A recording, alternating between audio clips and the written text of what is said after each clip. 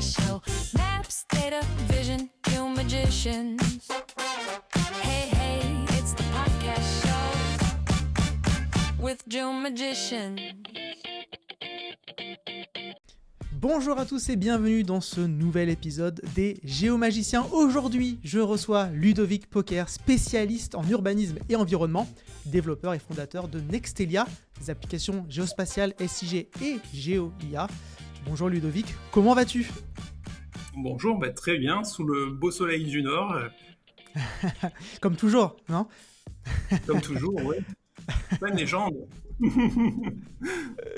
En tout cas, merci beaucoup d'être là. Aujourd'hui, on va parler donc GeoAI, GeoAI, GeoIA, voilà, selon de quel côté de l'Atlantique ou de la Manche on est. Voilà. C'est un sujet qui est à la mode, hein. On en parle beaucoup, mais finalement, moi, le retour que j'ai, c'est que peu de gens l'implémentent réellement dans des cas d'usage qui ont du sens. Et ça va être l'occasion justement d'expliquer à tous ceux qui nous écoutent ce que l'on peut en faire. Mais avant, j'aimerais bien que tu te présentes auprès de notre audience. Est-ce que tu peux nous dire qui tu es ? Mais attention, tu n'as pas le droit de parler boulot. Ah, sans parler boulot, ça c'est compliqué. Alors Ludovic, je vois qu'on a une passion commune parce que derrière je vois une super guitare dans ton arrière-plan. J'ai la même passion. Aujourd'hui, on a veillé à avoir un fond neutre, mais sinon derrière moi c'est pareil, guitare, batterie, voilà. Donc je suis quelqu'un qui a l'air un peu, si on ne connaît pas, un peu réservé. Mais en vrai, non, c'est ça, c'est l'énergie du batteur qui Ah, tu es batteur. Ouais, trop Ouais. bien. Bon, bah, c'est quoi ? Je prends la guitare, tu sors la batterie et Allez. on change la thématique, on se fait un petit buff. Voilà. Trop bien. Et maintenant, si je t'autorise à parler boulot, est-ce que tu peux nous dire ce que tu fais ? Ouais, ce sera beaucoup plus simple. Alors en fait, je suis solo entrepreneur, ça veut dire avoir beaucoup de casquettes. Je vais faire du design, parce qu'il y a encore des gens qui font ça à la main aujourd'hui. L'IA n'a pas tout remplacé. C'est une étape sur laquelle j'attache beaucoup d'importance, qui est super importante. Donc du design. Je vais faire du code aussi beaucoup. Je suis de formation initiale codeur. Je suis arrivé presque sur un malentendu, on va dire, dans le monde de la géomatique. Mais je vais vous expliquer tout ça. Tout c'est super bien goupillé, c'est super cohérent. Donc du code, et puis après tout ce que fait un patron de société, quoi. C'est-à-dire prospecter, trouver des clients, répondre à leurs besoins. J'ai aussi une activité de formation, donc aussi beaucoup de transmission de connaissances. Voilà. Trop bien. Est-ce Tu que formes tu sur veux quoi ? que... Alors sur la GeoAI, je suis très focus sur le sujet. C'est une vraie spécialisation que j'ai choisie, qui a ses raisons aussi. Mais voilà. Ok, très bien. Bon, on va forcément y arriver. Ce que je te propose, c'est de faire peut-être un petit retour en arrière dans le passé et nous raconter un peu là où ça a commencé, peut-être soit les études ou la première expérience professionnelle, comme tu veux. Je te laisse nous raconter comment est-ce que tu as fait pour en arriver là où tu es aujourd'hui. Ouais, alors je vais vous remettre dans les années 2000. J'étais jeune diplômé du baccalauréat en l'an 2000 et déjà à l'époque j'étais super passionné par ce qui était code, développement de logiciels. Allez, j'aurais rêvé de faire des jeux vidéo à l'époque, mais voilà, il n'y avait pas les écoles qu'il y a aujourd'hui. Voilà. Et donc du coup, j'ai trouvé une super formation qui était un DUT, statistique, traitement informatique des données, qui m'a occupé pendant 2 ans, où voilà, j'ai été directement dans le grand bain. J'ai travaillé avec des données, avec des outils un peu parfois austères. J'en reparle justement actuellement sur mon fil LinkedIn parce que je m'y suis remis depuis quelques mois, comme C++. Voilà, c'est un langage de programmation qui est pas franchement sexy. Et puis dans les années 2000, quand on est jeune bachelier, qu'on rêvait de faire des jeux vidéo, C++, ça faisait un peu je sais pas si les auditeurs auront connu ça, du MS-DOS, quoi, un écran noir avec des choses des choses affichées, mais voilà, pas des programmes qui font rêver. Euh, donc voilà, j'ai découvert la data dans ce monde-là. Et en fin de formation, il y avait une spécialisation web. Et alors là, je m'y suis retrouvé tout de suite, parce que je suis quelqu'un, c'est pour ça que j'ai commencé par ça dans ma présentation, je suis quelqu'un de créatif. Moi, j'ai besoin d'avoir du visuel, produire du visuel, presque avant de faire le concret qu'il y a derrière. Et donc, le développement web, ça m'a tout de suite ouvert ces portes-là, en fait. C'est-à-dire que tu codes, mais tout de suite, tu as le résultat. Tu n'as pas à attendre à compiler, gérer les erreurs, voilà. Tu as tout de suite ton résultat. Donc voilà, des études en informatique. En l'an 2000, quand je me suis lancé, tout le monde s'orientait vers l'informatique. C'était le grand sujet. C'était là où il fallait être sur le marché du travail. Arrive 2002, fin de ma formation, l'opportunité de continuer en licence. Mais à ce moment-là, c'est l'explosion de la bulle Internet. C'est-à-dire que toute l'économie qui est liée au numérique, à Internet, est impactée et on se retrouve un petit peu, et je pense à eux, dans la situation des nouveaux diplômés en informatique à l'heure actuelle, où tu te retrouves avec un bac+2, tu peux continuer en bac+5, mais tu ne trouves pas de travail. Donc voilà, j'étais dans cette situation, j'ai fait quelques temps des emplois de développement web, webmaster ça s'appelait à l'époque, aujourd'hui on dirait développeur full stack. Mais bon, c'est le marché vivoté, voilà. Donc j'étais encore jeune, j'ai eu l'occasion de reprendre mes études et j'hésitais entre l'informatique à l'époque et le droit. Et finalement, je me suis dit, le marché a l'air saturé, c'était mal engagé. À l'époque, je suis jeune, autant continuer, faire autre chose et faire du droit. Ok. Voilà, donc du coup là-dessus j'étais lancé sur du droit, j'ai fait jusqu'à bac+5, sur les dernières années je me suis spécialisé en urbanisme, et puis bon je pensais que la page était tournée, que j'allais faire du droit toute ma vie. Je suis rentré dans des collectivités, sur des postes très spécialisés en urbanisme, d'abord vraiment la gestion des contentieux d'urbanisme, très sharp, très pointu sur du juridique, quoi. Et puis petit à petit, je me suis ouvert à d'autres choses, responsabilité de service, instruction des autorisations d'urbanisme. Petit à petit aussi, je suis venu sur la planification territoriale. Tout ça, ça s'est fait progressivement dans plusieurs structures, des collectivités plus ou moins grandes. J'ai terminé dans une agence d'urbanisme. Et c'est là que ça devient intéressant. C'est dans cette agence d'urbanisme, j'ai été recruté initialement pour faire de la planification territoriale, les schémas de cohérence territoriaux, si ça vous parle. Donc voilà, j'avais cette mission-là, c'est sur laquelle j'ai été recruté. Et puis, il y avait un projet numérique super intéressant, un projet data qui était lancé. Et puis, dans cette agence, on travaillait un petit peu en mode projet. Donc, c'est-à-dire qu'on pouvait travailler sur plusieurs projets à la fois. Du coup, moi, c'est un sujet qui m'intéressait beaucoup parce que ça me rattachait un petit peu à mes études précédentes. Et donc, voilà, petit à petit, j'ai réutilisé mes anciennes connaissances pour travailler sur ce projet numérique, plateforme numérique. Ouais, voilà, on va peut-être en reparler plus tard, mais voilà, c'est tout mon cursus. Et alors, la géomatique là-dedans, comment j'y suis arrivé? Dès mes premiers postes, j'ai rencontré deux personnes, et là, je me suis rendu compte, c'est le cliché type des sigistes, deux personnes qui sont dans un bureau, je sais pas trop ce qu'ils font, deux collègues, j'ai demandé aux collègues ce qu'ils faisaient, ils font des cartes. Ok. Et j'ai été les voir et je me suis rendu compte que ce qu'ils faisaient, c'était pas juste des cartes et c'était super intéressant.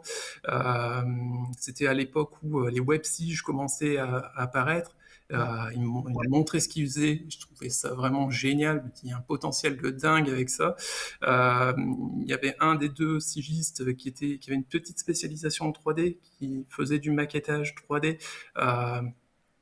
Et ces trucs-là, moi, j'ai trouvé ça vraiment génial.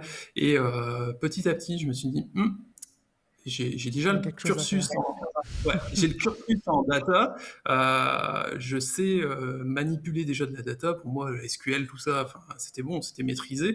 Mais ce que eux ils font avec la data, c'est super intéressant. Et donc c'est comme ça, petit à petit, je suis arrivé à travailler sur du SIG en autodidacte. Le premier contact, il était assez marrant, c'était parce que c'est vraiment le cliché du gars qui sait pas ce qu'est le SIG, quoi. Euh, j'avais eu tout ce potentiel. J'avais une mission, c'était repérer les logements vacants. Puis je me suis dit, tiens, il me faut un logiciel SIG. Premier contact avec le SIG, c'était MapInfo. Je sais pas si ça existe encore. Certains l'ont peut-être. Ils ont arrêté. Il y en a Ouais, qui l'ont encore installé, qui l'utilisent, mais ça se meurt tranquillement. voilà. Et donc, du coup, moi, je pensais naïvement que faire du SIG, c'était, je voulais ajouter des points. J'avais une carte, peut-être avec un cadastre, je ne sais pas. Puis je mettais mes petits points, et puis voilà. Et puis je me suis rendu compte qu'en fait, c'était beaucoup plus compliqué que ça. Et donc, du coup, petit à petit, je me suis formé. J'ai découvert QGIS, forcément. Après, j'ai touché aussi à ArcGIS, qui est encore autre chose. Et puis, voilà, toute ma formation, je l'ai fait petit à petit jusqu'à arriver aujourd'hui à développer mes propres plugins pour QGIS. Voilà. Mais Ok, vraiment, le cursus, il s'est fait autodidacte, quoi. ouais. Donc toute la partie SIG en autodidacte et ensuite tu as ajouté la partie IA, c'est ça?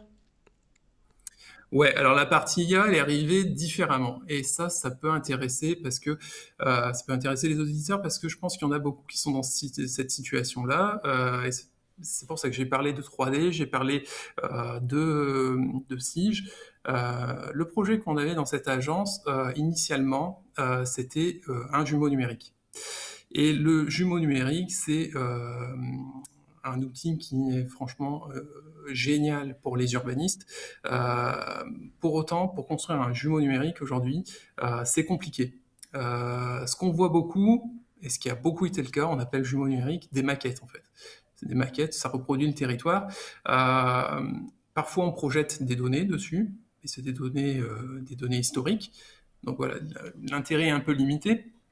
Le jumeau numérique devient intéressant à partir du moment où tu peux tester des hypothèses d'aménagement, de planification, et puis avoir de la prédiction pour vraiment avoir quelque chose qui permette de projeter dans l'avenir. Et cette dimension-là, aujourd'hui, elle est encore compliquée en fait. Et c'est en travaillant sur ce projet qu'on s'est rendu compte de ça. Et bon, sans rentrer dans les détails de ce projet, il y a un moment donné, il y a eu la question de recommencer, rebooter un peu le projet. Et on s'est dit, finalement, la première des bonnes étapes, c'est de voir déjà tout ce qu'on a comme données et qu'est-ce qu'on peut faire. Et en fait, on se rend compte qu'il y a beaucoup de données qui ne sont pas utilisées, qui ne sont pas exploitées, qui sont séparées dans des silos, dans différentes directions. Tu penses à quoi comme type de données? Ah, ça peut être n'importe quoi. En fait, on se rend compte que il y a vraiment énormément de données. Et quand tu parles de données aux gens, ils sont même pas aux collaborateurs, par exemple, de collectivités, ils n'ont pas forcément conscience que c'est une information. Une donnée, c'est juste une information. Et cette information, elle est intéressante pour eux dans leur travail quotidien, mais elle peut être aussi intéressante pour des gens auxquels ils ne pensent pas.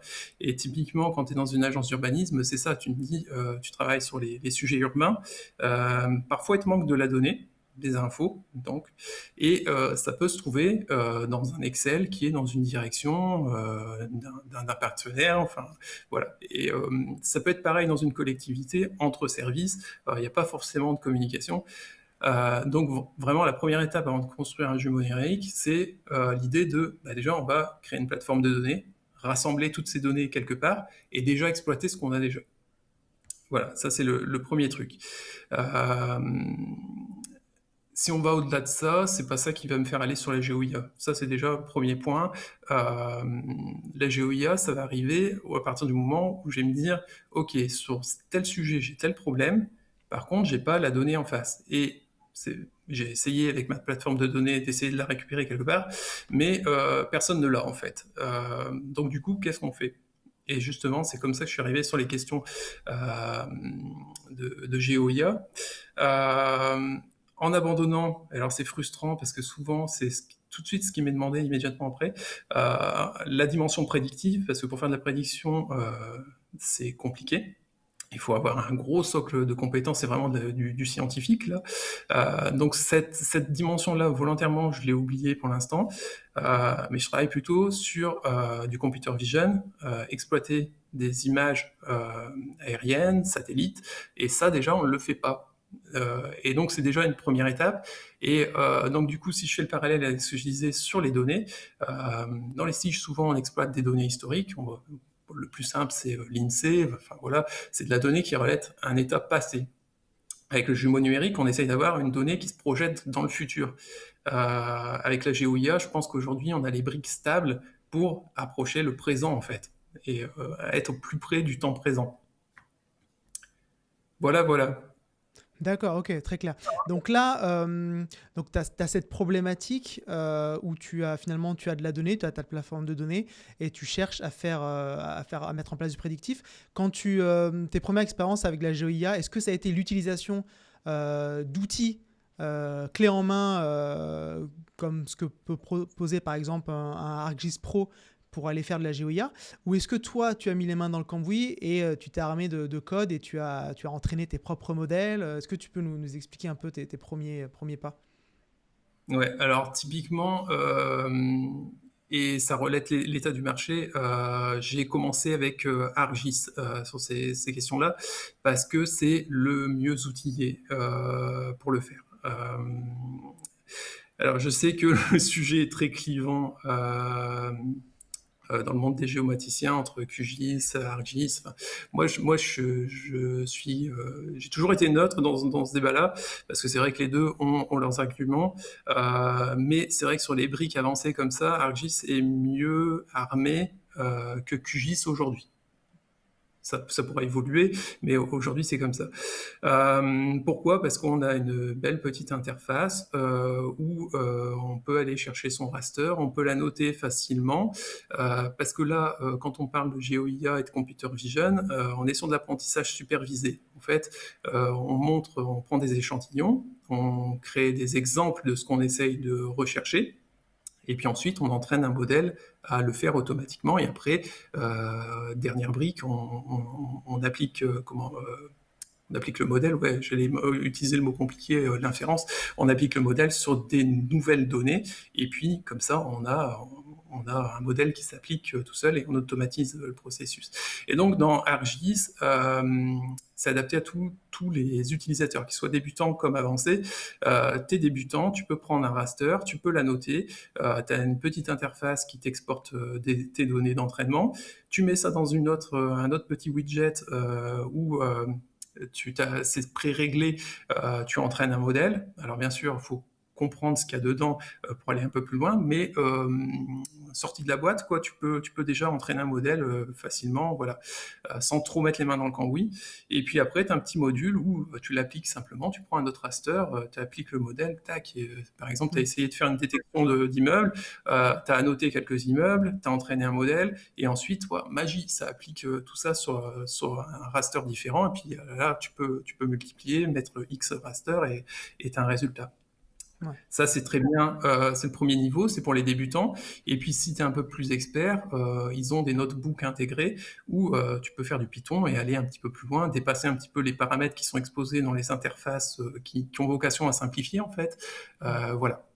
Donc, premier point. Juste pour revenir, pour imager, pour ceux qui nous écoutent et qui connaissent pas du tout et qui découvrent, si on prend ton exemple des immeubles, donc finalement la problématique, ça va être par exemple, on cherche à numériser tous les immeubles d'une commune, par exemple, qui n'a pas été, pour laquelle la couche bâtie n'existe pas.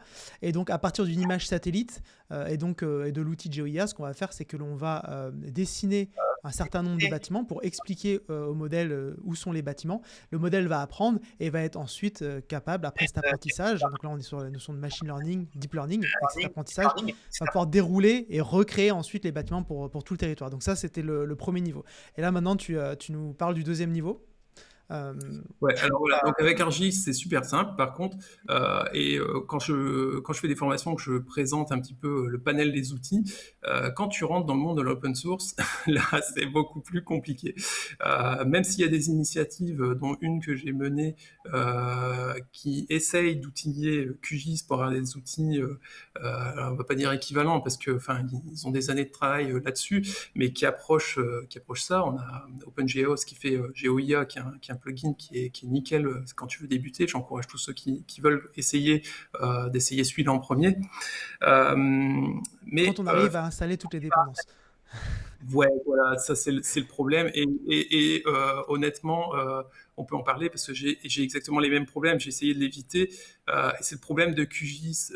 Ouais, QGIS. ArcGIS, c'est un environnement Python où tu peux installer toutes les dépendances, toutes les bibliothèques de deep learning dedans. Si tu le fais en une fois, c'est un petit peu long la première fois où tu le fais, mais une fois que c'est fait, voilà, c'est nickel. QGIS, c'est plus compliqué parce qu'il a son environnement. Et tu as deux façons. Et souvent, les développeurs amateurs, ce qu'ils font, c'est que ils se préoccupent pas trop de l'environnement, ils ouvrent OSGeo et ils vont aller modifier directement l'environnement de QGIS. Ça peut créer un sacré pataquès si tu installes des bibliothèques de deep learning. Parce que, bon, je vais pas rentrer dans le détail technique parce que tout le monde ne touche pas à ça, mais en fait, il y a certaines bibliothèques qui sont utilisées par QGIS lui-même qui peuvent être modifiées et alors, ça peut casser le fonctionnement de QGIS, quoi.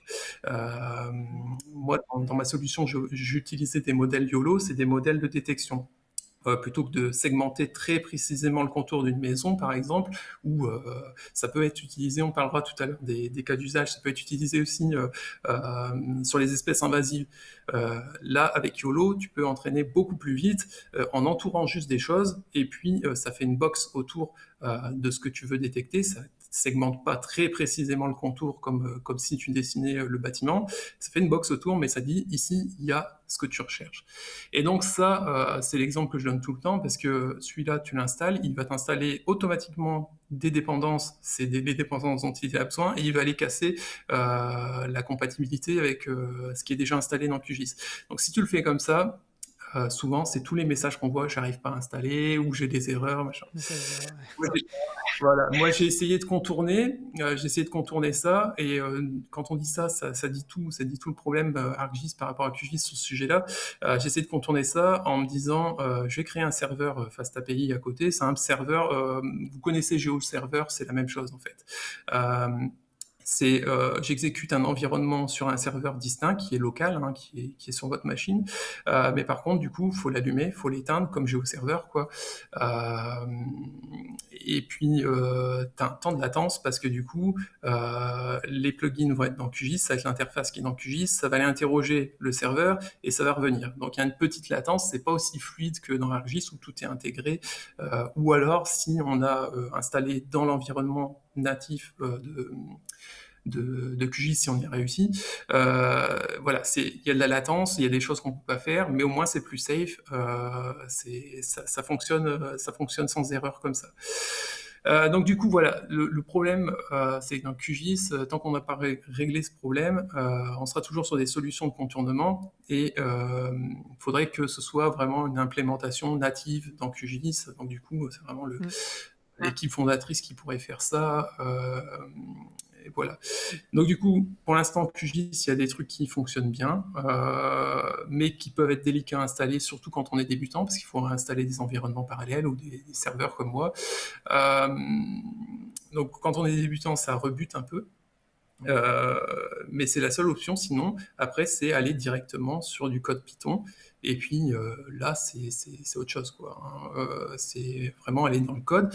C'est exactement la même chose qui fonctionne derrière ArcGIS, les plugins QGIS dont je parlais, et puis le Python pur. En fait, derrière, c'est toujours Python, c'est toujours les mêmes bibliothèques, sauf que le premier ArcGIS masque complètement toute la difficulté. Dans QGIS, on essaye de faire ça aussi, et en Python, là, on peut tout faire. Par contre, on est vraiment exposé à toute la difficulté. C'est à nous, dans le code, d'aller découper les tuiles, entraîner le modèle sur les tuiles, faire des paquets de jeux de test. Enfin, là, Ouais. là, ça nécessite une expertise, une connaissance, savoir ce que l'on fait, quoi.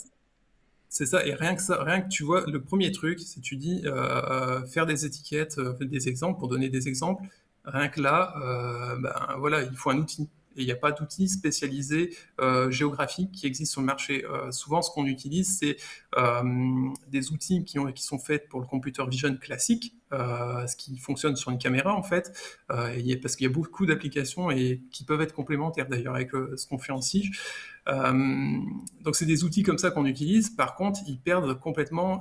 Ils fonctionnent comme si c'était une image. Ton raster, c'est une image. Il fait abstraction totale de la dimension géographique. Et donc du coup, c'est pour ça que moi, j'ai construit un pipeline comme ça dans ma suite de plugins. À chaque fois en rajoutant des métadatas pour dire attention, je conserve mon information géographique et de bout en bout, parce que sinon un modèle PyTorch, enfin c'est la bibliothèque qu'on va utiliser principalement, va faire totalement abstraction de la dimension géographique et si on la maintient pas de bout en bout, on arrive au final avec des choses qui sont détectées mais qui sont projetées on ne sait où, voilà. Donc c'est ce qui est un peu compliqué. Ouais. Donc pour résumer, pour faire de la GeoIA aujourd'hui, soit on utilise un outil qui est existant, ou soit on code comme un grand. Les outils qui existent, soit on passe sur des solutions type ArcGIS Pro pour lesquelles, pour le coup, ça marche bien. Si on veut faire ça en open source, en libre avec QGIS, c'est un peu compliqué. Il y a deux types de solutions et on va en parler. Voilà. En gros, c'est ça aujourd'hui le paysage de la GeoIA. Juste, j'aimerais revenir sur un sujet qui me tient à cœur. C'est donc l'IA, la GeoIA, ça existe depuis des décennies en SIG. Il n'y a rien de nouveau. Aujourd'hui, le mot IA, le mot buzz, il fait référence à l'IA générative qui débarque fin 2022 avec OpenIA qui fait le buzz avec ChatGPT et aujourd'hui décliné sur plein d'autres solutions, que ce soit du Mistral, du Gemini, Copilot, Claude, voilà, il y a plein de solutions. Il y a un énorme amalgame qui est fait entre l'IA générative et la GeoIA. Comment est-ce que tu expliques à des personnes qui te disent ah bah oui je veux mettre de l'IA dans mon SIG, comment je fais, comment tu l'expliques? Attention, faut pas faire attention au discours marketing sur l'IA générative et la GeoIA qui a pas toujours été là mais presque. Ouais, alors c'est tout le drame en fait. Ce qu'on qualifie de GeoIA et ce que je te disais, les briques pour moi les plus intéressantes, c'est Computer Vision parce que c'est mature et pas suffisamment utilisé. Et prédiction, là c'est compliqué, mais il faut s'y mettre en fait. C'est les deux briques les plus importantes et pourtant tout ça c'est occulté par IA générative. Alors pas quand tu discutes avec des géomaticiens, tout le monde me dit avoir un chat dans QGIS, dans ArcGIS, enfin ça m'intéresse pas quoi, pour faire quoi. Et ils ont complètement raison.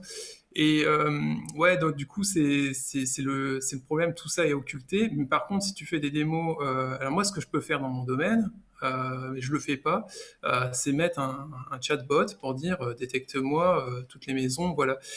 Mais à chaque fois que j'explique, c'est stupide parce que derrière je vais aller utiliser un chatbot qui va faire ça, qui va juste interpréter ce que je lui dis. Il va aller appliquer mon modèle de computer vision derrière, en fait. Et ça ne change pas le problème. Autant, si tu fais une belle interface, et moi je suis très attaché à ça, parce qu'au départ j'ai créé Nextelia pour, certes, les questions de GeoIA, tout ça, mais l'idée fondatrice aussi, c'était exploitons bien les données qu'on a déjà, et puis dans des belles interfaces. Combien de fois tu as dû tomber là-dessus et être malade comme moi, tomber sur des cartes qui sont mal faites, des cartes touristiques par exemple. Tu veux visiter quelque part, tu as une carte touristique qui est mal faite. Ou le nord n'est pas au nord. Voilà, tu veux un dashboard, tu as tout qui se comprime parce que on n'a pas pensé que ce serait responsive et qu'aujourd'hui on le fait sur téléphone. Donc ça c'est une dimension sur laquelle je suis vachement attaché aussi.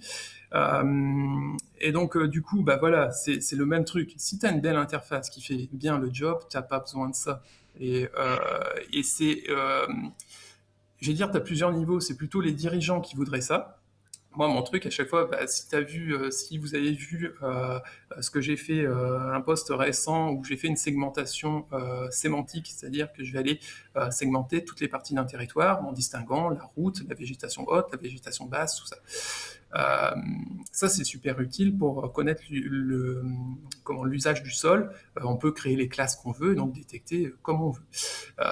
Donc, en termes d'avantages pour l'urbanisme, c'est super intéressant. Mais tout de suite, la question qui vient, c'est ouais, c'est génial. Est-ce qu'on peut pas l'automatiser encore plus? Et puis, par exemple, on taperait fais-moi la segmentation de tout mon territoire, j'appuie sur entrée, et hop, j'ai le tout. Et voilà, c'est avec ça que je dois me battre aujourd'hui en disant, oh là là, mais attendez, déjà, rien que faire une segmentation sémantique, c'est déjà compliqué. Il faut passer du temps pour l'étiquetage, voilà. On peut en gagner aussi en utilisant des modèles comme SAM qui permettent de segmenter plus vite et puis pas tout faire à la main non plus. Donc, c'est mieux qu'il y a quelques années. Mais rien que ce sujet-là reste compliqué.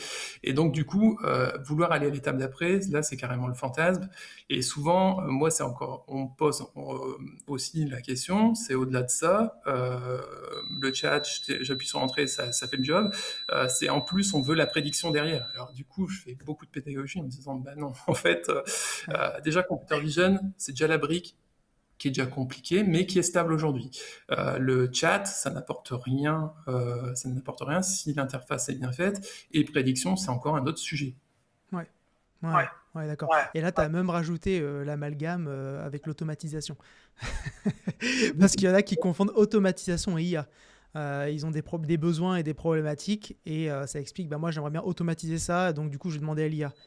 Bah, en fait, si on veut automatiser, c'est de l'automatisation. Alors après, il y a le sujet d'agent IA, où on a de l'automatisation avec à l'intérieur des LLM qui vont trigger tout ça. Mais bon, là, je m'éloigne un peu du sujet, mais voilà, en tout cas, ce qui est intéressant, c'est de bien remettre l'église au milieu du village.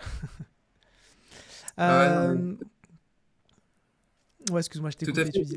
Et puis en plus, ouais, ce que je voulais ajouter, c'est faut qu'on sorte de ce schéma-là parce que c'est justement ce qui crée les tensions, les frustrations, parce que tout le monde s'interroge, les développeurs s'interrogent parce que tu regardes sur LinkedIn, moi ça me désespère. Tous les jours, je vois tel chatbot, enfin Claude Code ou machin, va supprimer le job des développeurs. Alors, tu as ceux qui disent ça, ok, tu as ceux qui disent, bah non, en fait, on va juste évoluer. Tu peux l'appliquer aux géomaticiens, tu peux l'appliquer presque à tous les métiers. Tous les métiers, Finalement, voilà. Et là, maintenant, enfin, tous les fournisseurs de chat comme ça visaient d'abord le développement. Ensuite, maintenant, là, depuis la dernière version de Claude, c'est tous les gens qui occupent un bureau. Quelle sera la prochaine étape? Et du coup, ça peut faire perdre le sens de Ouais. ce qu'on fait, quoi. Ouais, c'est ça. Après, moi, je forme sur l'utilisation de l'IA générative. Je suis arrivé sur ce sujet au tout premier modèle qui était accessible au grand public. Et aujourd'hui, après bientôt 3 ans, j'ai l'impression que, en fait, on sait tous ce que c'est un LLM, on sait tous ce que ça peut faire, et du coup, passons à autre chose. Maintenant, focalisons-nous sur la suite. Et je me rends compte, en fait, qu'au quotidien, quand je suis en clientèle, en formation, en accompagnement, qu'en fait, il y en a beaucoup qui ne savent pas ce que c'est et comment l'utiliser. Et il y a quand même aussi un vrai sujet d'éducation là-dessus en expliquant, oui, finalement, avec un LLM, avec un Claude ou un Mistral, on peut monter en compétence sur l'utilisation de son outil SIG. Par exemple, si on veut faire des scripts Python et qu'on bidouille du Python mais qu'on n'a pas vraiment la compétence, en fait, on peut apprendre, on peut monter en compétence et avoir des scripts, les corriger, les améliorer, les tester. Et ça, parce que j'en parle quasiment tous les jours, on pourrait croire que en fait, tout le monde a compris et c'est bon. Mais le nombre de fois où ça m'arrive, la dernière fois, je faisais un webinaire sur LinkedIn où j'expliquais un peu les cas d'usage d'IA générative pour les SIG. Et j'expliquais très rapidement en intro ce qu'on pouvait faire avec un Claude. Et je demandais à l'audience, mais bon, ça, vous connaissiez ou pas? Dites-moi quand même. Et plus de la moitié était en mode, non, j'ai découvert. Et il y a quand même du coup cette responsabilité de se dire, ok, n'allons pas trop vite et assurons-nous aussi quand même qu'on ait bien compris que aujourd'hui, si je veux apprendre, si je veux faire des petits scripts Python pour automatiser mon travail, en réalité, je peux le faire grâce à l'IA générative. Donc il y a aussi ce sujet quand même qui a à rappeler. Ouais, alors tu sais ce que j'ajoute moi à ce que tu dis et que je partage complètement, c'est utiliser les LLM pour apprendre en fait et essayer de comprendre parce que c'est contrairement à tout le discours marketing qui est matraqué partout, faut quand même se méfier de ce que produisent les LLM. Et pas toujours bien maîtriser ce qu'on prend de ce qu'ils nous proposent. Je vais donner un exemple bête. Moi, je lis partout que c'est super utile pour refactoriser des projets. Par exemple, voilà, tu as fait un code monolithique, ce qui pourrait arriver si tu fais du test comme ça avec Claude, par exemple. Après, tu me dis non, c'est pas une bonne pratique. Il faut que je sépare mon code en petits morceaux pour avoir une logique. Bon, généralement, il faut commencer par ça, c'est la meilleure idée. Mais en pratique, c'est pas comme ça que ça se passe. En pratique, tu as essayé un truc, tu tries, ouais, c'est bien. Bon, maintenant, il faut que je mette mon code au propre. Moi, j'avais fait ça sur un projet. J'avais une partie qui était vraiment le cœur. Je voulais pas qu'il touche parce que c'est moi qui l'ai écrit. Voilà, je lui ai dit, tu touches pas. Ok. Je fais la refacto, on divise en plusieurs petits morceaux, je lance mon test, je dis wow, qu'est-ce que c'est que ça? C'est tout est faux. Et alors le problème, c'est qu'en fait, il m'a changé une ligne. Pourquoi? Je ne sais pas. Je lui ai dit, tu ne touches pas à cette partie, surtout pas, parce que c'est la partie qui est vraiment le cœur du truc. Tu ne touches pas à ça, tu m'aides à le couper en plusieurs morceaux. Et il m'a changé une ligne qui faisait foirer tout le truc, quoi. Et même quand tu dis ne touche pas, il le fait. Donc, Est-ce que tu lui as demandé pourquoi est-ce que tu as touché? ah bah ouais, ça c'est, bah, t'as le mème qui circule beaucoup sur Internet, c'est ah oui, bah excuse-moi, oui, tu as raison. Et moi, c'est souvent, et souvent je le cantonne dans des tâches parce que je vois des gens qui le poussent dans des trucs, voilà. Moi, je cantonne dans des tâches simples et je me rends compte que souvent, je perds plus de temps parce que j'ai l'utilisé pour faire de l'interface, des trucs comme ça, des trucs qui, j'ai envie d'aller vite, je vais pas dire que ça m'intéresse pas, mais j'ai envie d'aller vite sur ces trucs-là. Et c'est souvent sur des trucs où t'as juste, c'est souvent pas grand-chose. La grande majorité du code est bon, mais t'as des petits trucs qui viennent te plomber. Tu vas mettre, comme c'est des petits trucs, ça saute pas aux yeux. Tu vas mettre la demi-journée pour trouver ce que c'était, alors que voilà, c'est 2 lignes, c'est une ligne qui a changé, puis voilà. Donc du coup, prudence. Et puis souvent, je recommande, bah, vaut mieux les utiliser comme outil d'apprentissage. Bien sûr. Et puis de checker aussi les documentations, enfin, essayer que ce soit pas la seule source de vérité, parce que des fois, des fois ils se trompent. Et ils l'affichent, sont honnêtes. Ouais, on est d'accord qu'aujourd'hui, là, en février 2026, l'IA se trompe. Mais ce qui est vachement intéressant, c'est de se rappeler qu'il y a 3 ans, ça n'existait pas. Et que du coup, peut-être que dans 3 ans, il sera irréprochable. Quand on lui expliquera ce que l'on veut faire, on lui mettra le code, on lui dira tu touches pas, ou il n'y aura peut-être pas besoin de lui dire, et ça sera irréprochable. Peut-être. Et Ouais. c'est bien de connaître aujourd'hui les limites de l'outil, de voir comment il évolue, pour pouvoir, le jour où il sera irréprochable, bah, l'utiliser naturellement, parce que c'est quand même dommage quand on a des outils qui nous font gagner du temps de ne pas les utiliser, quoi. Ouais, mais 100% d'accord. Et ouais, effectivement, et sur 3 ans, on a vu la progression. Au début, la première fois que je l'ai essayé, j'ai essayé de faire une petite data vise simple, un graphique, quoi. C'était chaotique, quoi. Aujourd'hui, Ouais. tu lui demandes de faire une data vise, elle va être nickel, elle va être responsive, voilà. Donc, franchement, les progrès, ils ont été fulgurants. Mhm, c'est clair. Et ne pas oublier que aussi, ce qui compte avant tout, c'est son expertise. Quand on sait de quoi on parle et qu'on sait ce que l'on fait, l'utiliser là, ça a beaucoup de sens. Par contre, c'est sûr que si par exemple on ne sait pas du tout faire du Python et voilà, on comprend pas, et on se dit tiens, moi je vais me faire mon propre algo, mon propre modèle de GeoIA. Du coup, je vais partir je vais faire un Jupyter, je vais faire un notebook, et puis je vais demander à Claude, tiens, vas-y, fais-moi la première ligne de code, là, fais-moi le code, importe-moi la librairie, fais tout ça. Ça marchera pas. Enfin, j'attends de voir. Si par contre, on sait déjà, on a su faire et qu'on a appris que, ah tiens, bah, y a telle et telle étape à respecter, là, on peut s'aider de l'outil en disant, bah voilà, première étape, fais ceci, ensuite fais cela, et le code va être fait, on va le lire, on va le comprendre, on va le tester, et ça, c'est toute la différence. L'expertise doit être au cœur vraiment de l'utilisation. Ouais. On a fait un gros pas de côté IA générative. C'était pas le sujet, Ouais, mais et je trouvais que c'est intéressant d'en parler parce que mine de rien, Voilà, l'abus de langage est trop souvent. Si on se reconcentre sur la GeoIA, est-ce que maintenant tu peux nous parler de Nextelia? Qu'est-ce que tu nous as créé là? J'interromps cet épisode quelques secondes pour vous rappeler qu'il reste quelques places encore pour la journée de formation l'IA pour les géomaticiens. Je fais le tour de France, je viens à votre rencontre pour vous former, découvrir ensemble des cas d'usage très concrets d'IA générative et on va même parler GeoIA une journée ensemble entre géomaticiens. Dépêchez-vous de vous inscrire, contactez-moi directement sur LinkedIn. Vous pouvez aller directement sur le site datando.fr pour avoir le programme, les informations. On se retrouve en formation et de suite, retour à l'épisode. Ouais, alors Nextelia, c'est né d'un constat. C'est ce que j'expliquais tout à l'heure. Il y a beaucoup de data qui est pas exploitée ou mal exploitée. Et souvent, c'est l'aspect UX, UI qui pêche un peu, c'est-à-dire les interfaces. Voilà, on a du mal à sortir des cartes qui fonctionnent bien sur les applications web, vraiment pensées pour l'utilisateur. Donc ça, c'était le premier besoin auquel je voulais répondre. Mais je voulais pas me contenter d'être rien que sur la forme, mais aussi d'aller sur le fond. J'ai quand même un bagage important. J'ai été très vite tout à l'heure en me présentant, mais sur l'urbanisme, l'environnement, c'est des sujets que je maîtrise bien. Et souvent, les auditeurs ont peut-être été confrontés à ça. Quand tu t'adresses à des sociétés informatiques pour faire ce type de travaux, c'est parfois pénible parce que tu dois réexpliquer tout ton métier pour dire voilà, je vais faire une carte, je vais faire un observatoire de l'habitat, je vais faire un observatoire de l'environnement ou telle application concrète, y compris sur la GeoAI. Et tu te rends compte qu'en face, tu as des informaticiens, de l'autre côté, tu as des urbanistes ou des experts métiers, quoi, et chacun parle dans son langage.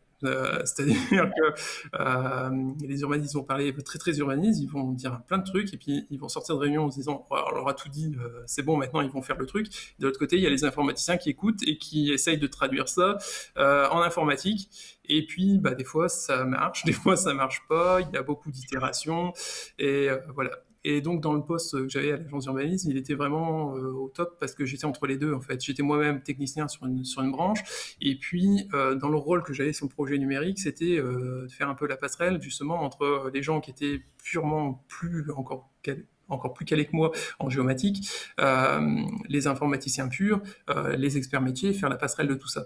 Et donc, je me suis dit, ça, il y a pas trop de sociétés qui proposent ça, en fait. Et beaucoup de mes clients me le disent, ils viennent vers moi, justement, par rapport à cet aspect-là, c'est qu'ils ne sont pas à tout me réexpliquer tout leur métier. Je comprends et je fais automatiquement la traduction informatique derrière. Donc voilà, ça c'était intéressant. Tout ça, c'est pour exploiter les données qu'on a déjà. Mais je te dis aussi que ce qui m'intéressait, c'est d'aller vers les données présentes, les données futures. Et pour travailler là-dessus, voilà, fallait se spécialiser en GeoIA. Et puis donc, du coup, ça fait partie du contenu que je propose. Je fais pas juste des applications spatiales, je fais pas juste que la GeoAI, je fais des applications géospatiales et j'utilise la GeoAI pour répondre vraiment à qu'est-ce qu'on met dedans, quoi. Ouais. Disons que tu connais les vrais points douloureux, les vrais pain points métiers, et toi tu solutionnes avec une solution qui répond au problème. Voilà, tout à fait. Ouais. Et ça me fait penser à... Je rebondis encore sur ce que je lis sur LinkedIn, mais ça, au bout d'un moment, ça c'est devant les yeux et ça saute aux yeux. C'est des critiques, des remarques qui disent arrêtez à parler d'IA à tout va, on parle de GeoIA alors qu'en réalité, il existe ceci, cela. Il y a quelque chose auquel on oublie, c'est que quand on a une vraie problématique métier et qu'on la connaît et qu'on sait que la solution, c'est la GeoIA, à un moment donné, c'est naturel d'expliquer que la GeoIA peut solutionner ces problèmes. Ouais. Mais en fait, tu vois, j'ai fait un post récemment parce que moi, mon contenu fonctionne bien. Les gens, j'illustre beaucoup, je mets des gifs vraiment pour que ce soit très parlant et que ce soit parlant au plus grand nombre. Mais on a une grosse déformation en GeoIA et tout le monde l'a fait. C'est qu'on va prendre des exemples simples, mais tu dois extrapoler pour comprendre la problématique métier. Par exemple, tout à l'heure, on parlait détection des immeubles. C'est pas une fin en soi de détecter les immeubles. Il suffit de prendre le cadastre, toutes les bases de données où tu as déjà le bâti, et puis voilà, tu as ton truc sans te fatiguer, quoi. En France. Ouais, en France. Ailleurs, c'est plus compliqué, mais chez nous, c'est comme ça. D'ailleurs, c'est des critiques qui on m'a déjà fait. Pourquoi tu te prends la tête à faire tout ça alors qu'il y a le cadastre, machin? Mais non, justement, Ouais. Bah ouais. détecter les bâtiments, c'est pas une fin en soi, mais c'est parce que comme on est dans la technique, on est content de ce qu'on a fait, on présente ça, et puis en fait, il faut extrapoler. Ouais. Oui, ça permet de détecter les bâtiments, mais ça permet si on peut détecter des bâtiments, on peut détecter des espèces Ouais. invasives, on peut détecter des fissures dans la route, on peut détecter si les passages piétons sont conformes à la nouvelle loi d'orientation sur la mobilité. Enfin, voilà, La superficie des toitures. voilà, et donc en fait, c'est ce qui manque encore un petit peu. Moi, je commence à y travailler, c'est de donner des exemples purement concrets. Et je les faisais en formation. Je commence à le faire un peu sur LinkedIn en disant que quand j'étais dans une agence urbaniste, quand j'étais sur mon poste de planification, ça m'intéressait de savoir pour le zéro artificialisation net, quelles sont les nouvelles constructions. Et Hmm. puis après, je déroule le film comme ça en disant aujourd'hui, cette donnée-là, elle n'existe pas. Je Hmm. peux aller regarder les permis de construire, mais les permis de construire, c'est ce qui est. Tu peux déposer un permis de construire et jamais le réaliser. Euh, donc, t'as pas la donnée réelle. La seule solution possible, c'est de faire passer. Alors là, on va faire passer plutôt un avion, et puis sur une zone plus restreinte, euh, mais faire passer un avion, puis faire de la GeoAI, puis là, tu as une couche, voilà, avec le cadastre, il sait pas répondre, BD Topo non plus, les permis de construire non plus. Enfin voilà, c'est une utilité parmi d'autres. Ouais. Donc Ouais. voilà, en fait, faut vraiment, je pense que là tout le monde est partant, tout le monde est intéressé. Par contre, on se dit la techno, elle est mature, on peut faire des choses et il suffit juste de se mettre autour de la table en mode projet et dire ça peut nous aider sur quel projet en fait, à régler quelle problématique. Et Hmm. souvent, j'ai plein de petits jeunes qui me contactent et je suis content, je leur réponds tout le temps hein, en me disant c'est chouette ce que vous faites, j'aimerais le faire. Le premier truc, je leur dis, la première chose, c'est pas essayer de détecter des maisons, machin, c'est pourquoi tu le fais. Pourquoi tu as besoin de la GeoI? C'est C'est parce ça. que si il y a des façons plus simples d'avoir ton information, préfère ça. C'est ça. C'est le réflexe. La GeoI doit arriver quand tu peux pas avoir l'information. Hmm. Et ça, je pense que c'est aussi une vraie manque de connaissance, c'est ce que la GEI peut faire et peut pas faire. Moi, je fais pas mal de missions d'accompagnement en ce moment où j'aide justement à solutionner des problèmes, où la porte d'entrée, on me dit, Emmanuel, est-ce que l'IA peut m'aider? Alors pour le coup, c'est souvent le cas. Ça passe souvent en effet par la GEI, mais c'est vrai qu'on me pose la question parce que c'est pas forcément évident, on ne sait pas. Voilà, nous aujourd'hui, on fait comme ça nous prend du temps, c'est chronophage. On se demande si l'IA peut aider.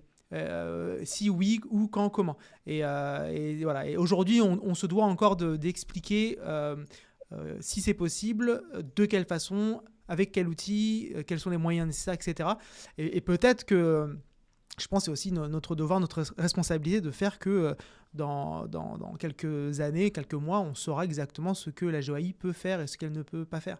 La dernière fois, par exemple, je ne l'ai pas avec moi, mais j'ai pris le bouquin d'Esri GeoAI, qui en fait est une collection d'articles et de cas d'usage, en gros.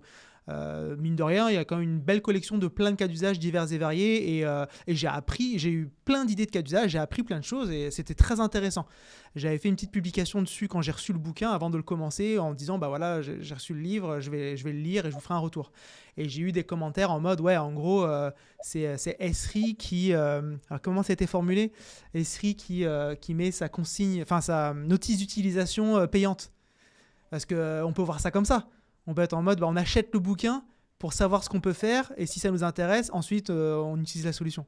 Mais la réalité, c'est aussi que, bah, en fait, ne pas lire ce bouquin, c'est rester un peu dans l'ignorance de ce qui existe aujourd'hui. Alors évidemment qu'on peut aussi aller lire des articles, parler, discuter. Ouais, il y a plein d'autres façons d'apprendre. Moi, il se trouve que j'aime bien lire pour apprendre, et surtout des revues comme ça qui sont plutôt bien écrites. Et c'est là où je me dis, c'est quand même dommage de se dire, c'est un domaine qui est encore un peu, pour beaucoup de gens, qui est encore un peu obscur, où on ne sait pas trop ce qu'on peut, ce qu'on ne peut pas. Et quand on a des ouvrages, des publications qui nous expliquent, de se dire, bah oui, mais comme ça c'est fait par un éditeur propriétaire, du coup, il ne faut pas regarder. Et je trouve que ça n'aide pas à expliquer ce qu'est la SGI et ce que ça peut faire. Ouais, bah tu vois, moi j'ai un peu bougé parce que le pitch de départ c'était Nextelia tout faire en open source. Aujourd'hui, l'open source c'est devenu compliqué. de rester en 100% open source quand tu es une société, du moins. J'ai aucun mal, même si je suis plus open source que côté Esri, j'ai aucun mal à aller présenter tout ce qu'ils font, en fait. Tu vas voir dans leur Living Atlas, le catalogue de données, tout ça, il y a tous les modèles et c'est des super bons exemples de ce qu'on peut faire avec la GeoAI. Moi, c'est pareil, dans mes approches pédagogiques, je l'ajoute ça. Je le fais avec des choses super simples, avec des petits gifs, et je crois que je l'ai mis récemment sur LinkedIn aussi, des petits gifs avec des oiseaux pour expliquer vraiment les principes fondamentaux de ce qu'on peut faire. On peut faire de la détection, on peut faire de la classification, on peut faire de la segmentation sémantique ou d'instance, et j'explique ce que c'est en fait. Et tout ça avec des images de petits oiseaux, je montre les éléments dessus, ça illustre vachement bien. Et ça, c'est les grandes catégories de ce qu'on peut faire. Et derrière, après, je décline avec des exemples territoriaux qui peuvent intéresser aussi des entreprises privées, ce qu'on peut faire concrètement.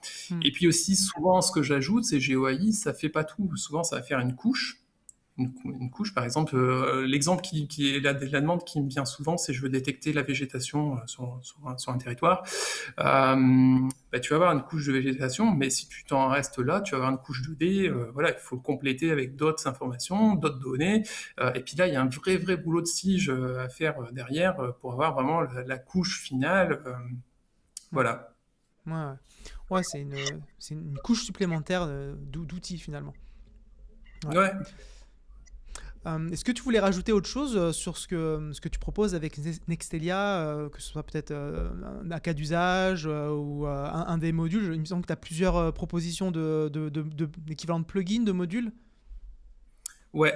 Alors j'ai développé une suite de plugins QGIS. Alors j'ai fermé la distribution, je l'ai pas largement ouvert parce qu'en fait c'est compliqué. Ce que j'ai expliqué, c'est compliqué à utiliser. Et souvent, si c'est livré comme ça dans la nature, ça peut être compliqué, mal utilisé.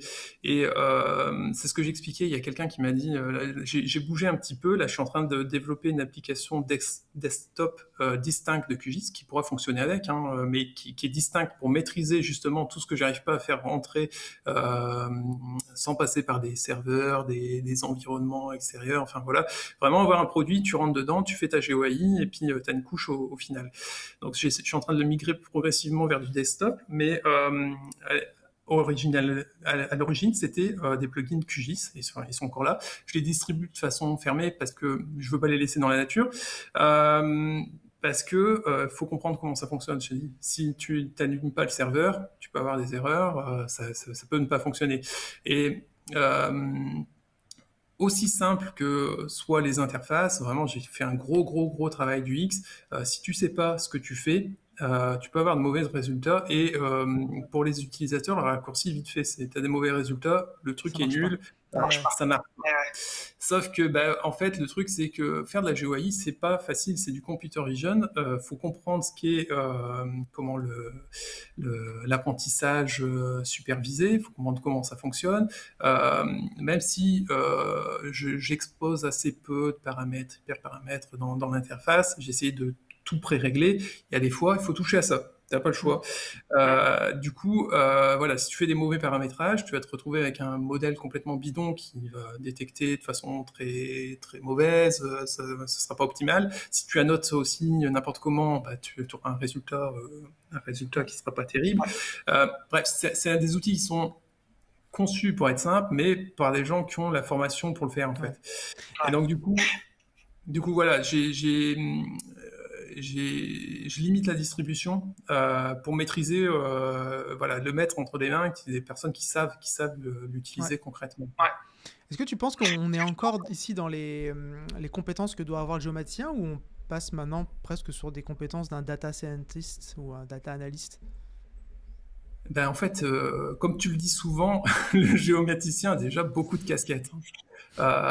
C'est vrai que quand on y pense, c'est pour ça que j'ai commencé par ça en disant c'est les gens qui font les cartes, mais non, c'est ça. C'est vrai qu'il y a la cartographie, tout ce qui est analyse de données, il y a le web, il y a la gestion de bases de données, il y a la gestion des modèles. on peut faire du code, on peut faire du dev, on peut développer des applications SIG. Est-ce qu'on rajoute la GeoAI comme compétence ou est-ce que là on accepte qu'à un moment donné on va détacher et les géomaticiens on va peut-être plus lui mettre dans la case de bon toi tu fais des géotraitements et maintenant les autres casquettes c'est pour d'autres métiers. Moi, je pense qu'on peut l'ajouter aux géomaticiens. Pour autant, faut mesurer que c'est une charge de travail importante. Mm. Parce que il y a- tu, c'est pas réservé à une élite. Enfin, si on t'explique le fonctionnement, tu peux comprendre. Enfin voilà, moi, j'y connaissais strictement rien il y a plusieurs années. Bah voilà, je me suis plongé dedans. J'ai d'abord regardé comment ça fonctionnait. J'ai décortiqué les documentations, voilà, mangé beaucoup de théories avant d'aller vers la pratique, quoi. Mais finalement, c'est accessible, quoi. Mais ça représente une grosse charge de travail. Mais c'est pas plus mal que ça reste dans le SIG, parce que comme je disais, tout ce qu'on fait, c'est pour produire une couche SIG et qui servira après à être enrichie. Voilà. Donc du coup, le confier à quelqu'un qui est complètement extérieur du SIG, c'est pas une bonne idée. Par contre, ouais, ça fait beaucoup de casquettes pour le géomaticien et donc une charge supplémentaire. Ouais, ouais. Et l'autre jour, hier, je crois, j'ai eu un commentaire, ou ce matin même, j'ai eu un commentaire, j'ai pas compris, venant alors il est pas en France, donc on va le nommer, enfin pas le nommer, je veux dire, on va mettre sa catégorie, il est docteur dans une université, et je me rappelle plus, mais il y a un fort lien avec la géomatique, voilà, mais c'est pas en France. Et en gros, dans mon commentaire, il me semble que j'expliquais, je parlais des géomaticiens qui ont des profils dev. Et je parlais de ça. Et en gros, il expliquait en commentaire qu'il ne faut pas confondre les géomaticiens et les techniciens SIG. Et qu'en gros, les géomaticiens, selon lui, ce sont ceux qui font du dev. Et puis si on ne fait pas de dev, on n'est pas géomaticien, on est technicien SIG. Bon, je pense que là, il va vexer des milliers et des milliers et des milliers de géomaticiens, les pauvres, et j'en fais partie, qui ont une formation qui s'appelait formation géomatique en SIG, en master, où on n'a pas fait de dev. Donc non, c'est pas parce qu'on n'a pas fait de dev qu'on n'est pas géomaticien. Mais voilà, du coup, c'est vrai que si on commence même à me dire que maintenant, si on fait pas de dev, on n'est pas géomaticien, ça va être compliqué. Est-ce que tu penses que dans 10 ans, si on fait pas de GeoIA, on n'est pas géomaticien? Non, non, mais la géomatique, enfin franchement, je te dis, moi, c'est un job qui est sous-évalué, je pense. Je l'ai perçu dès mon premier contact en me disant, Ouais, voilà, souvent, et c'est souvent ce que je constate un peu partout, quoi. On ne sait pas bien ce que les sigistes font. ouais, Souvent, on est dans des fonctionnements aussi en silo, c'est-à-dire que tu as les experts métiers d'un côté, tu as les sigistes de l'autre, et faire rencontrer ces deux mondes, c'est compliqué. ouais, ouais, Euh, donc, ouais, non, non, non. Mais par contre, si dans 10 ans on n'utilise toujours pas la GeoAI, là, il y a un il y a un problème, problème. quoi. Ouais, Moi, je sens que ça bouillonne aujourd'hui. C'est pas un sujet qui décolle aussi bien que l'IA générative. mhm, Et franchement, je trouve ça, mais je suis pas le seul, hein, je trouve ça un peu dommage parce que la techno, elle est mature. Il y a plus qu'à se pencher sur ouais, le cas d'usage concret, ouais, quoi. Le ouais, truc vraiment détaillé, précis, ça répond à quel problème, quelles sont les autres sources de données qu'on va pouvoir venir agréger. mm, Donc il manque un rien, quoi. Mais voilà. Pour l'instant, on est encore un peu à regarder ça de façon distante. Et je te dis, ce que je perçois, c'est souvent, ceux qui sont au poste de décision euh, sont tellement nourris par le discours marketing de l'IA générative qu'ils attendent le next step où tu taperas dans ton chat, segmente-moi tout, et puis tac, t'appuies sur entrée, ça fait tout. Euh, je pense que voilà, mais bon, là, on n'est pas encore à ce stade-là, quoi. mm, ouais. Tu donnerais quoi comme conseil à un étudiant ou alors quelqu'un qui souhaite se reconvertir? Un étudiant déjà en SIG ou quelqu'un qui souhaite se reconvertir ou aller un peu plus loin en SIG et qui s'intéresse justement à ces sujets de GeoIA, tu recommanderais de faire quoi? Comme je disais tout à l'heure, je recommande systématiquement, c'est vraiment partir du problème, voir si il n'y a pas de solution plus simple qui existe, Et c'est le jour où il a identifié un problème, bah, faut s'y mettre en fait. Faut choisir ses outils, faut choisir sa voie. Alors je disais commencer par plugin QGIS d'OpenGeos, GeoAI, qui est bien fichu, qui sécurise beaucoup plus que ce que moi je fais le parcours, parce qu'il y a créé une couche d'abstraction vraiment, il y a des paramètres qui sont vraiment prédéfinis pour que tu as du résultat vite sans trop rentrer dans le détail. Ça, c'est nickel pour essayer de tester des hypothèses, essayer de détecter des choses différentes, des bâtiments, faire des segmentations complètes, détecter des surfaces en eau, et puis essayer de se dire, une fois qu'on maîtrise toutes ces techniques-là, concrètement, par rapport aux problèmes que j'ai identifiés, comment je peux les appliquer.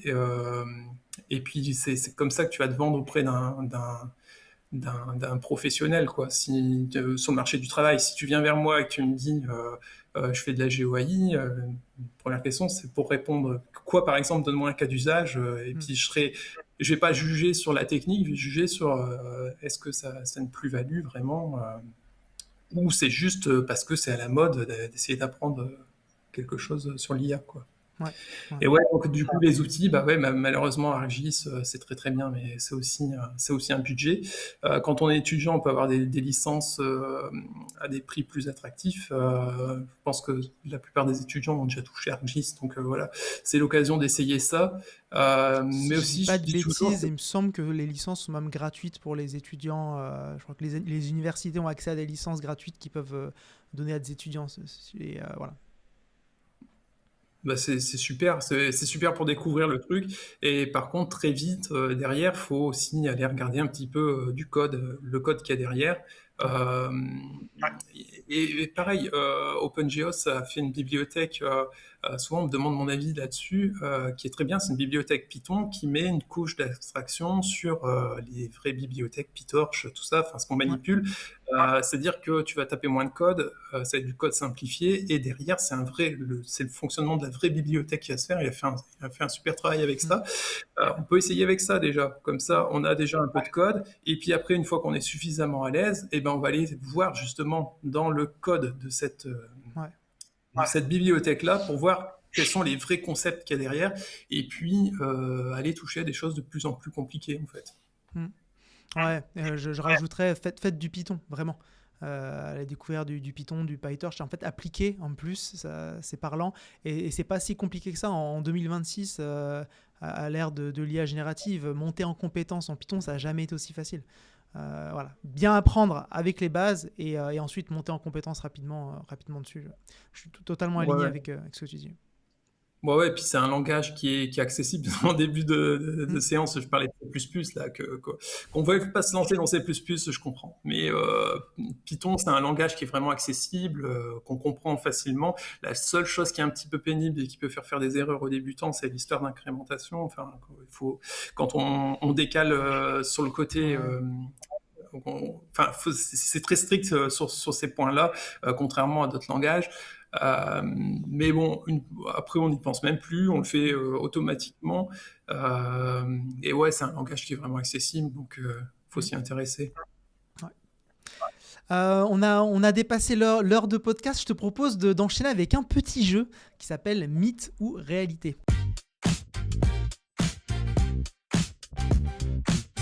C'est simple, je vais te donner 10 affirmations et tu dois me dire si selon toi c'est un mythe ou une réalité, et on n'a pas le droit de se justifier. Il faut y aller au tac sans trop réfléchir, mythe ou réalité. Est-ce que tu es prêt ? C'est vrai. C'est parti. La GeoIA va remplacer les bureaux d'études. Mythe. Les collectivités sont en retard technologiquement. Réalité. J'ai senti l'hésitation et tu as osé. En fait, on est entre les deux, hein. Ça dépend qui, ça dépend quoi. C'est un sujet sûr. qui se met. Il y en a qui sont déjà très à l'avance, et il y en a qui s'y sont pas mis du tout. Donc c'est pour ça c'est plutôt nuancé. Mais si on parle au global, voilà. L'open source est plus durable que le propriétaire.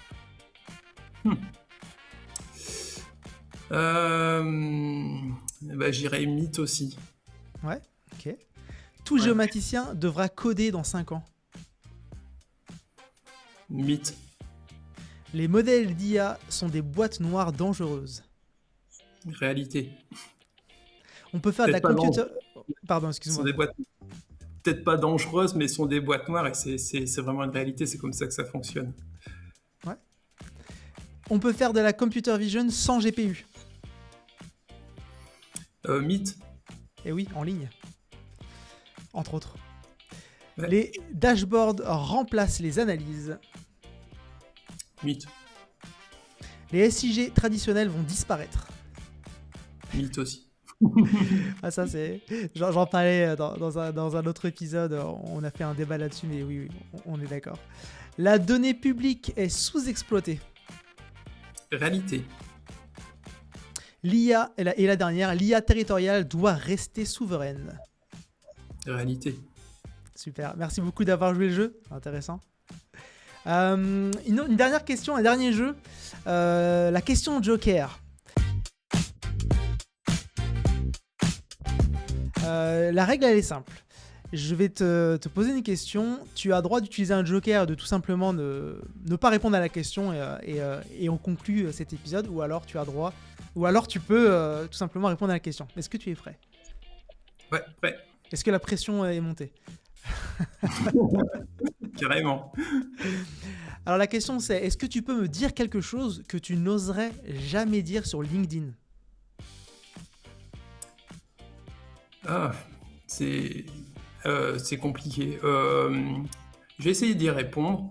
En fait, j'essaye de pas le dire comme ça, mais c'est là, si j'avais un message à faire passer que je pourrais jamais dire comme ça sur LinkedIn, c'est faut peut-être prendre du recul sur tout ce qui est IA générative. Alors, en dehors de tout ce que tu recommandes, là, je suis 100% d'accord, parce que je vois un glissement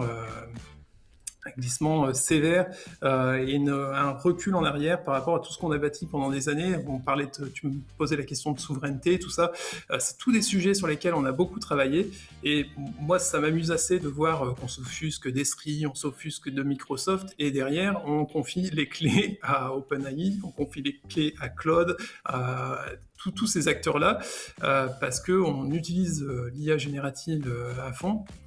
Et du coup, voilà, il y a un non-sens. Si on préfère utiliser ArcGIS par rapport à QGIS, c'est parce qu'ils ont plus travaillé sur l'UX. Si on préfère Word à OpenOffice, pareil, c'est la même chose. En soi, je pense qu'il y a un mauvais débat entre propriétaires et puis libre. Le débat, il est mal placé. Et surtout, cette question de souveraineté, c'est bien d'avoir des outils open source. Si derrière, ils sont alimentés par des modèles qui sont américains, où on se crée une dépendance à utiliser ça. Alors, je sais qu'on va me dire, ouais, il y a Mistral, ouais, il y a Mistral, mais bon, je suis pas certain que ce soit eux les plus utilisés.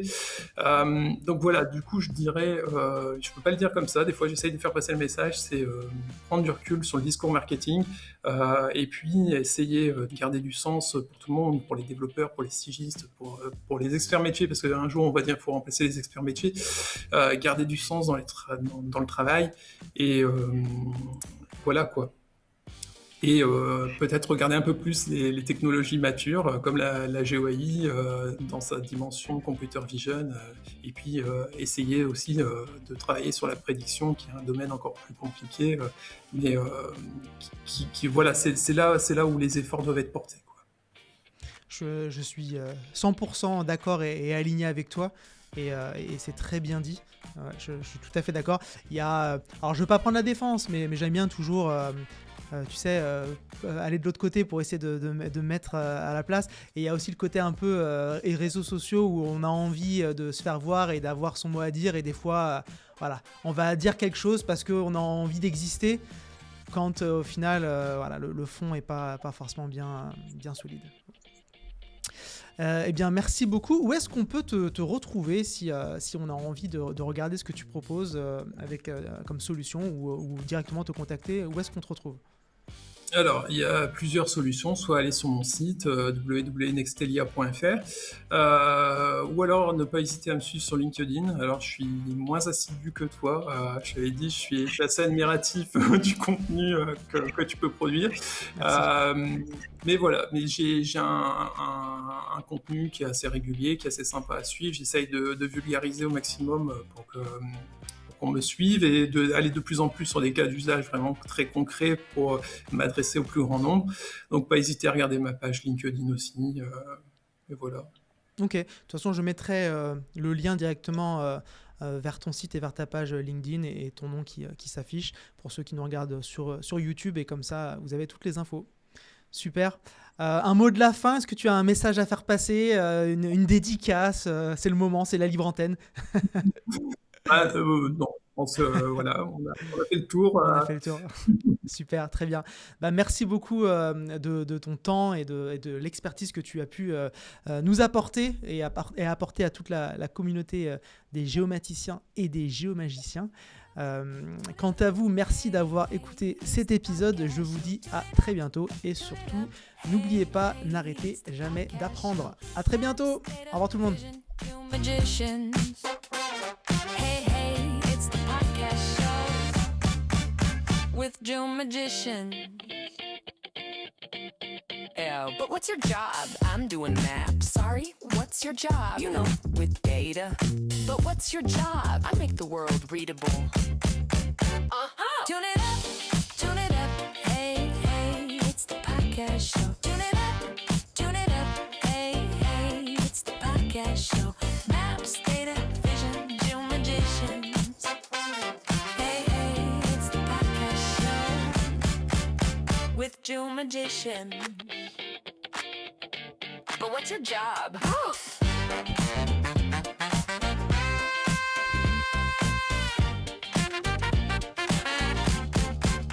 Maps, data, stories.